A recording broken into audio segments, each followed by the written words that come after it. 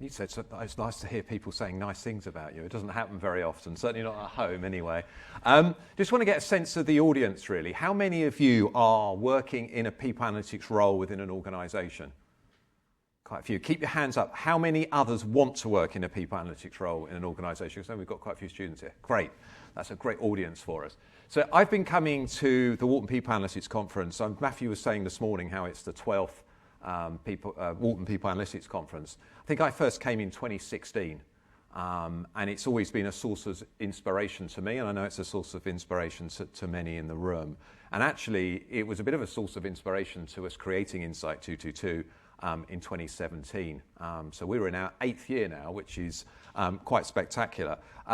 So what I'm going to share today is some of the research that we do.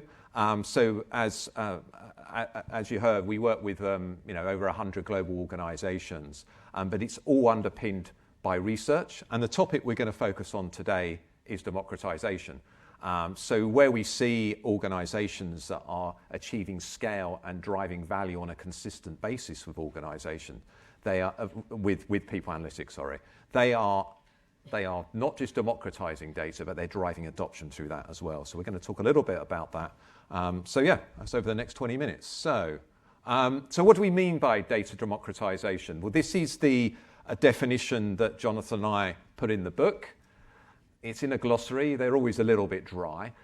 What we mean about that, it's not just about making the data accessible, but it's also about making it understandable and actionable. And this means providing people with the tools and the skills, and we'll talk about that as well, that they need to analyse and interpret data well. So we're going to cover 3 things today.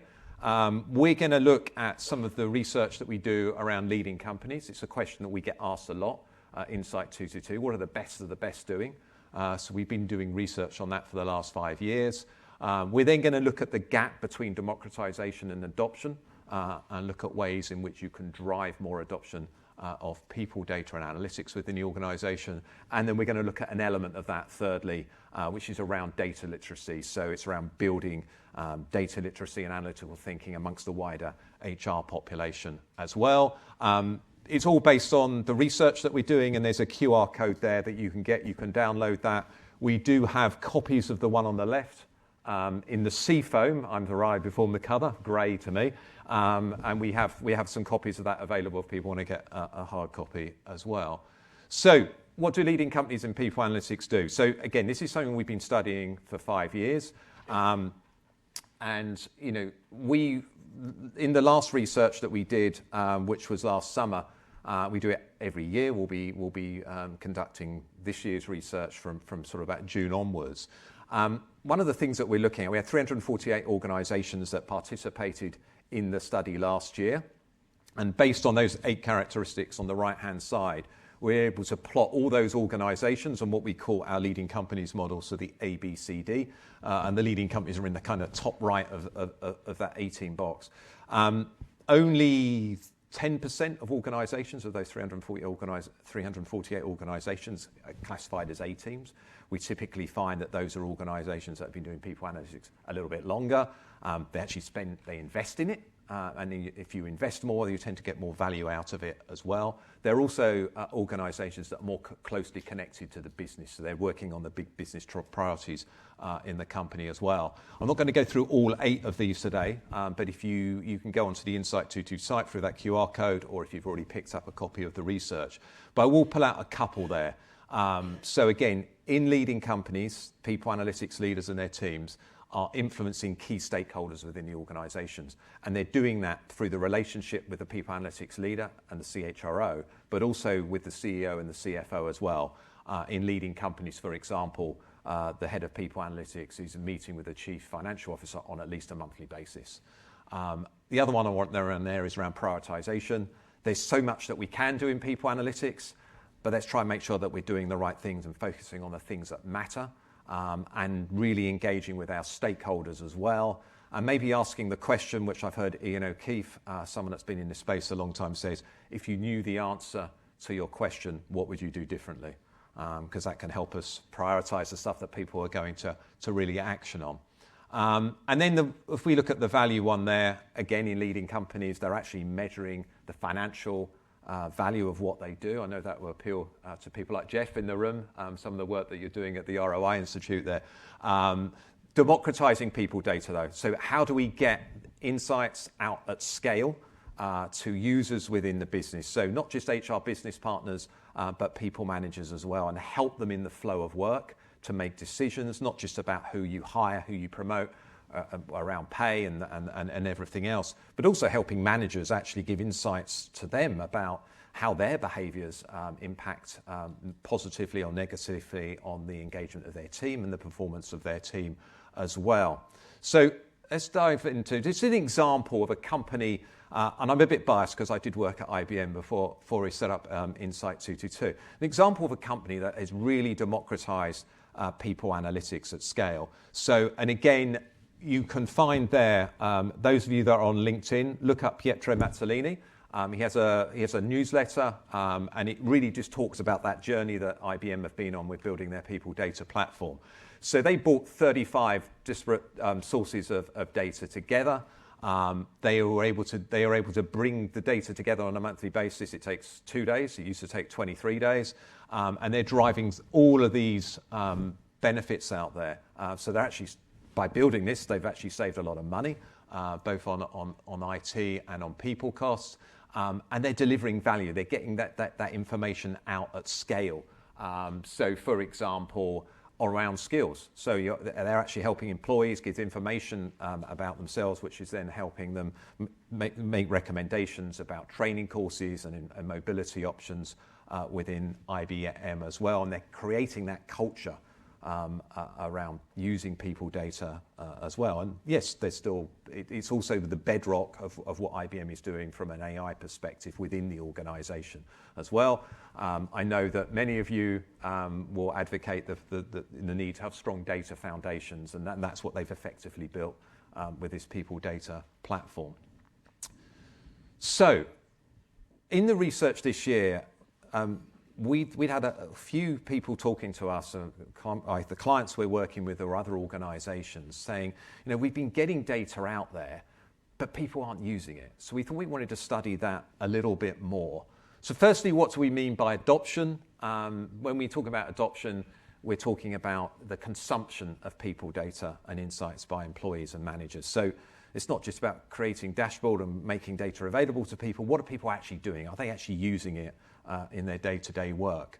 So some of the questions that we asked in the research, the 2024 research, was firstly, so this is to those 348 organizations.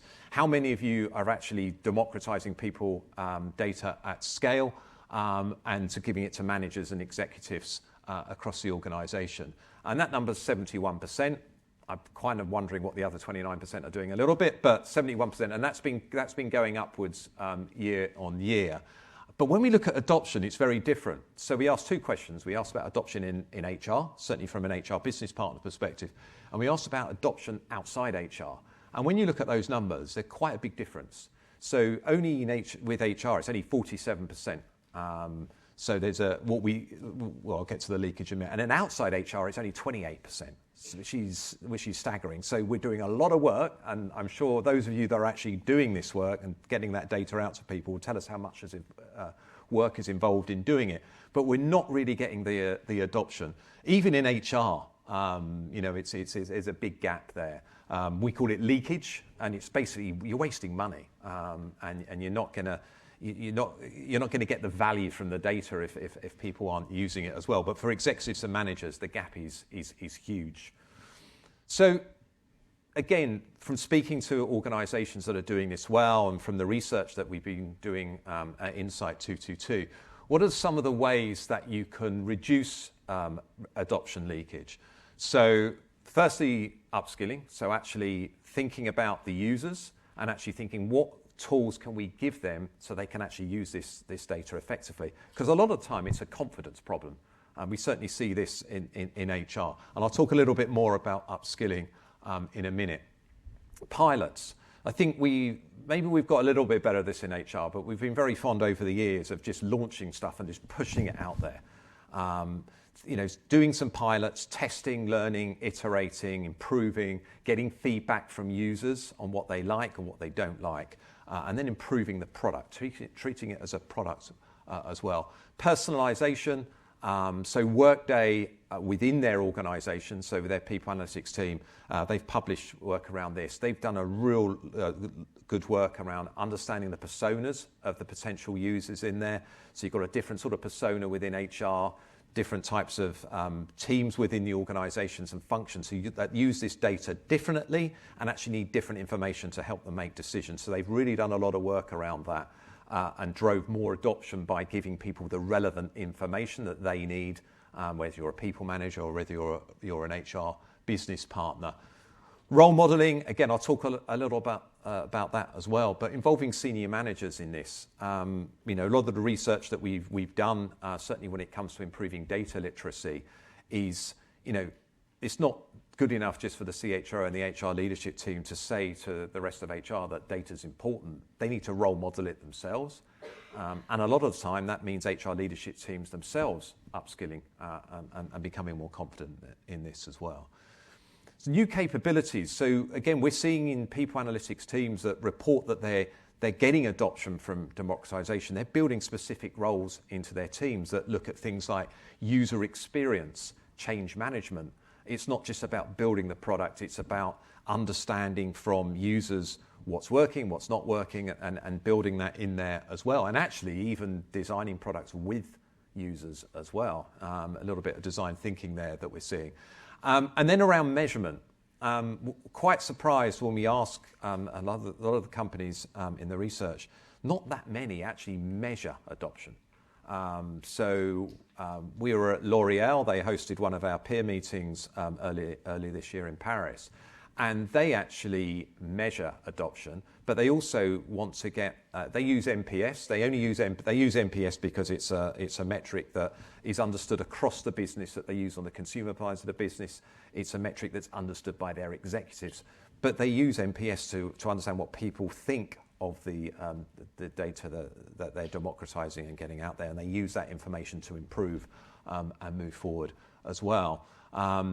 I saw someone from RCX here yesterday. So one of the podcast episodes I did last year was Ashish Sharma, who's the VP of Workforce Intelligence at RTX. He actually built the function from 2016 onwards. I think they've got over 50 people within that team now.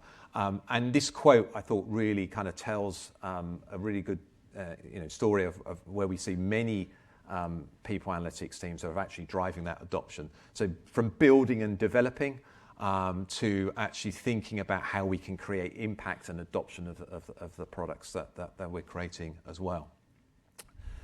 And a good example, and this is in the research that we published from Julius Baer, so Swiss Wealth Management Company, about 7,500 employees. When Adam Tomba, who's the head of people analytics, arrived 3 years ago, I think would have been in 2021, so 4 years ago now, they had 800 reports in their HRIS that they were pushing out across the organization. But 99% of them, according to Adam, yielded no insights whatsoever. So they were just drowning people in irrelevant information. He wanted to change that, so he spent a lot of time on getting that number down, making it relevant, thinking about the information that needed to be sent out to different users. And then they focused on adoption. So they've got the democratization and made sure they were pushing relevant information out. But then they focused on the adoption side. And there were two areas that they did: continuous education, and then leveraging some of the favorable conditions that they had within the organization. And they're actually really starting to understand what were those favorable conditions that they could capitalize on to drive adoption. So from an education side, the people analytics team will be organizing monthly meetups with HR professionals where people could share their experiences of using some of this information, what was working, so people could share their success stories with each other, again as a way of driving confidence, but also for the people analytics team to understand, okay, well, what do we need to focus on to drive adoption here as well. And then over time, these meetups suddenly were getting more and more people coming in as word got out as how helpful they were to people as well. The CHRO was really on board with this, so they actually imposed new ways of working for HR business partners. So it was part of an HR business partner's role to use the data and the insights and the conversations that they were having with business leaders. And they created, with UX designers in other parts of the organization, they created a deep relationship collaboration with them as well, and partnered on continuously improving the information that was coming out. They had a strong culture across the organization. It's a wealth management company. There is a data-driven culture, so they capitalized on that a little bit. And they also had one HRIS, and pretty much all the people data was going through that system. So again, that's quite an advantageous position for them to be in as well. So that helped them drive some value on that. Okay, third thing, I've got about 5 minutes, so it's a bit of a whistle-stop tour through this. One of the key ways of driving adoption, and one of the challenges that we've seen in working with organizations in people analytics, both since we set up the firm, but also in our prior lives as practitioners, was how do you improve, is improving data literacy in HR. So hands up, and I won't take a picture of you, hands up if you're in an organization, you're in a people analytics role where data literacy in HR is something that's holding you back. So quite a few hands going up. I think I would have had the same number of hands if I'd asked that in 2017 as well. So first of all, what do we mean by data literacy? I realise I'm preaching to the converted here in many respects, but this is a quote from Click around the importance of data literacy, and I think it really resonates. So, they're saying that by 2030, being data literate is important, as important as being able to use as a computer is today. I would probably add AI literate to that as well. So this is, as I said, this has been something that we've been asking in the research since we started it in 2020.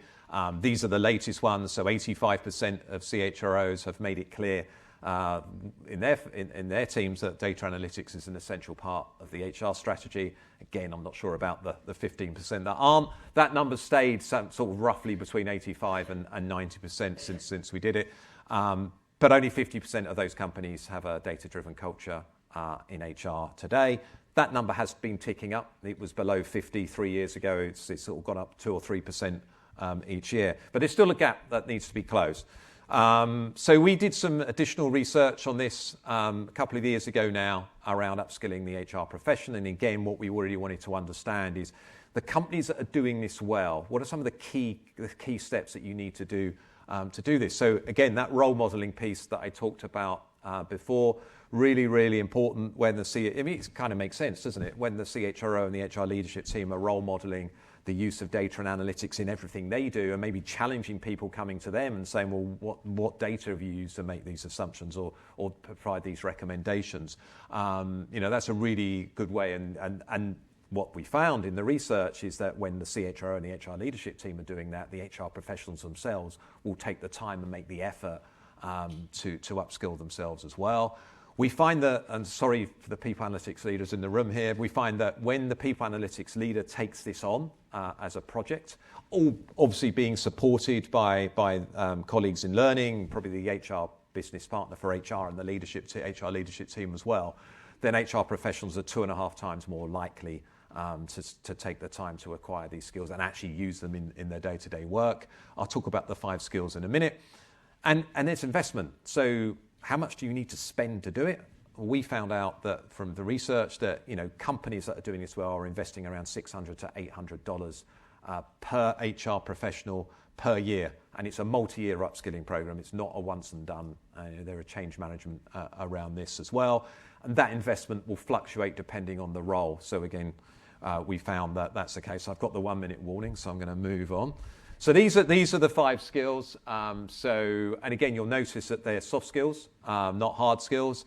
So consulting, the ability to consult with business leaders to get to the question beneath the question, the business questions and the hypotheses that you can test with analytics. Obviously, if you really want to create value, you're going to be speaking with very senior people within the organization as well. So a real good skill is that ability to manage and influence stakeholders, again, to actually help them to take decisions on this, being able to interpret data, being able to pull out the insight from a chart or a table, be able to develop actionable recommendations, and then storytelling, which is a whole presentation on its own. I'm going to skip that one, but one of the things, a good example to end around how a lot of analytics, and again I'm preaching to the converted in the room, starts with a good hypothesis. So this is a case study from National Australia Bank. It's in the Excellence in People Analytics book, and it all started with a business leader who basically said, I know when I go into a National Australia Bank branch if it's a good branch because there's a good leader and there's a highly engaged team. So they wanted to test that with analytics. They used 10 years of data. They pulled a lot of HR data, a lot of business data together, customer satisfaction data. They found that when a good leader replaced a bad leader, engagement would start to go up. People would stay longer, there'd be less safety incidents reported in the branch, and eventually they'd have a knock-on effect on customer satisfaction and branch profitability. And the other way around, where a bad leader replaced a good leader, engagement would start to fall all the way along. And what they found in the end there was that engagement was a trigger. So once they started to see engagement going down, they could actually do something about it before it started affecting profitability and customer satisfaction. And I'll just end with this quote from Kathleen Hogan, who was just recently departed as Chief People Officer at Microsoft after 10 years after partnering with Satya Nadella through their culture reinvention. And I think this is the opportunity that we have as people analytics professionals to support our colleagues in HR and put data into everything that we do. Thank you very much.